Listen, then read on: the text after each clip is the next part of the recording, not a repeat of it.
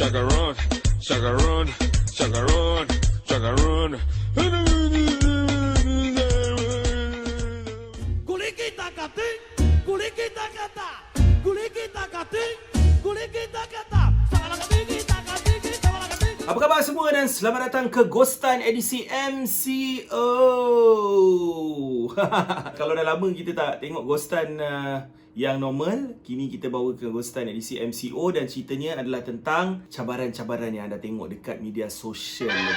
Sebenarnya MCO ni kita semua duduk rumah kan, kita tak ada apa-apa aktiviti. So aku tengok banyak yang elok-elok yang dekat media sosial, kebanyakannya yang menggunakan teknik bootcamp, crossfit, semuanya dia letak dekat, dia buat dekat rumah. Antara channel yang aku favourite sekarang ni antara baby channel yang aku tengok sebab anak aku baru lahir, walaupun dia tak ada kaitan pun dengan baby channel tu lagi sebab dia terlalu, yalah baru 3 minggu kan.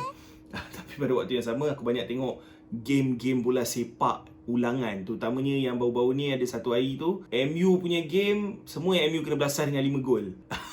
Salah satunya Newcastle kalahkan MU. Itu paling penting, aku kena selit lah. Kesebelasan utama yang terbaik sepanjang zaman, tak kisah Malaysia ke international ke. Itu baru je aku buat sebab ni pilihan aku sendiri lah. Of course tak semestinya dia yang terbaik, tetapi pilihan aku lah sebab aku banyak sayang player-player tempatan, aku banyak sayang player-player international. So aku ingat lagi kesebelasan aku. Kalau kau nak tengok, rasa kau boleh tengok ni.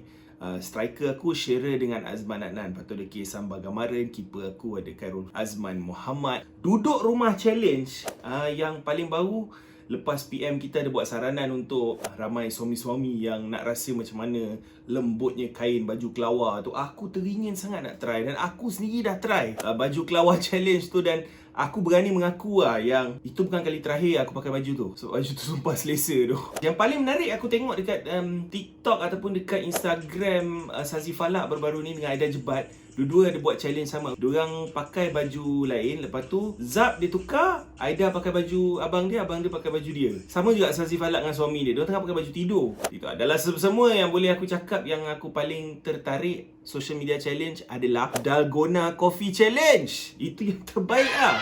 Okey, antara benda yang tengah trending dekat media sosial ataupun social media sekarang ni juga adalah EPL. Baru je sebulan yang lalu kita dengar pasal penundaan Liga Perdana Inggeris sampai 3 April. Dan kita tahulah sebab COVID-19 apa semua, dia terpaksa ditunda lagi dan sekarang ni kita tak tahu tarikh yang sebenar-benar dia akan resume balik. So ada desas-desus mengatakan kalau benda ni settle dalam masa terdekat, mungkin bulan Jun diorang akan sambung balik. Ada desas-desus juga mengatakan mungkin dalam stadium kosong lah, apalah, tak tahulah.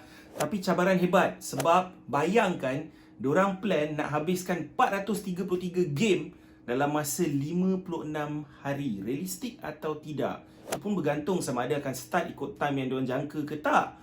Semua ni bergantung kepada FA Inggeris sendiri. Tapi diorang ni macam confident ni bikin. Sampai ke sana, ke sini, ke sana, ke sini. Ke sana, ke sini, ke sana, ke sini, ke sana, ke sini, ke sana, ke sini, ke sana. #players together. Ini adalah fundraising untuk COVID-19. Fundraising dalam bahasa Melayu apa? Tabung amal. Tabung amal untuk COVID-19. Ni semua player-player EPL yang berganding bahu untuk kumpul dana untuk fundraising COVID-19. Okey, tapi ada satu angka yang lebih besar. 4.35 bilion dalam broadcasting rights. Yalah, duit-duit TV apa semua. Di mana overseas media partners telah pun membayar sejumlah 4.35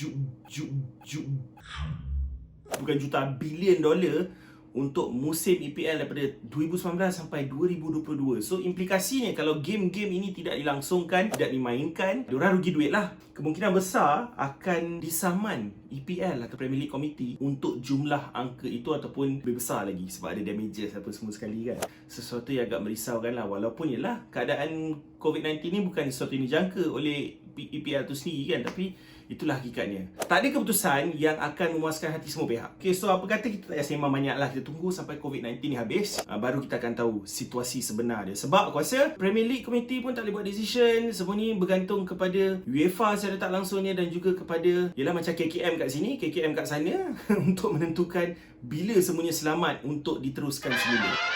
Okey, cerita pasal duit. Okey, dekat Malaysia pun, Liga Malaysia sudah ada yang mula mengambil inisiatif untuk mengurangkan gaji pemain. Tak payah cerita pasal tim yang ada tunggakan gaji Itu aku tak tahu macam mana dia nak settle lah. Tapi bab tim-tim yang nak turunkan gaji ni adalah yang aku dengar UKM FC, Kuching FA dengan JDT setakat ini. Mana-mana pasukan yang mampu bolehlah ambil inisiatif ni, kerana yelah FAM pun dah buat benda yang sama, FIFA pun dah keluar satu arahan bahawa mereka boleh menurunkan gaji untuk survive. Sebab kita kena faham, aku sendiri sempat sembang dengan Nizam Jamil, jurulatih Kedah United. Implikasi dia agak besar untuk pasukan yang tidak beraksi sepanjang waktu yang sepatutnya liga berlangsung ni. Kalau liga ni terus cancel pun, satu lagi benda negatif dari segi business point of view, dari segi dana yang masuk ke dalam kelab tersebut, nak bayar staff. Tak payah cerita pasal player ini baru nak cerita pasal bayar gaji staff. So bayangkan kalau gaji staff pun tak terjaga, macam mana nak jaga gaji player yang puluh-puluh ribu tu? Betul tak? Okey, daripada pemain bola sepak, kita ke pemain rugby kebangsaan negara Fairuz Rahman yang baru-baru ni viral lah sebab dia bukan sahaja mengharumkan nama Malaysia apabila setiap kali menyarung jersey Hibiscus untuk pasukan rugby kebangsaan 15 sebelah, dia juga memakai jersey frontliner, membahayakan nyawa dia demi kita, virus fighter. Itulah dia Fairuz Rahman. Aku tabik dia. Dia bukan saja, yelah walaupun sekarang ni tengah musim COVID-19 tak boleh nak tackle player bila main rugby, dia boleh tackle virus untuk kita. So tanya memang aku tabik kau Fairuz Rahman. So dengan itu saya nak ucap terima kasih kepada semua frontliners di luar sana. Terima kasih Nandri, share ni, kepada anda semua kerana sudi membahayakan nyawa demi kita, doktor, nurse, semua yang dekat supermarket sekalipun kan. Kita mengharapkan anda juga akan selamat dan sihat selepas tamatnya COVID-19 ni. Kita harapkan korang dapat tenaga untuk terus memastikan kita semua selamat dan diri anda sendiri. Okay? Jangan lupa untuk mengikuti Radio Gagas setiap Isnin, Rabu dan Jumaat di platform Facebook jam 3 petang. Kita juga ada Nadi Arena yang ke udara walaupun dalam time MCO ni Nadi Arena tetap ada setiap 7.30 malam. Kita ada juga Facebook, Instagram, Twitter, TikTok, Arena, semua ada menghiburkan anda. Social media sempena time MCO ni. Dan jangan lupa untuk Ghostan edisi MCO akan kembali lagi selepas ini. Kuliki takating.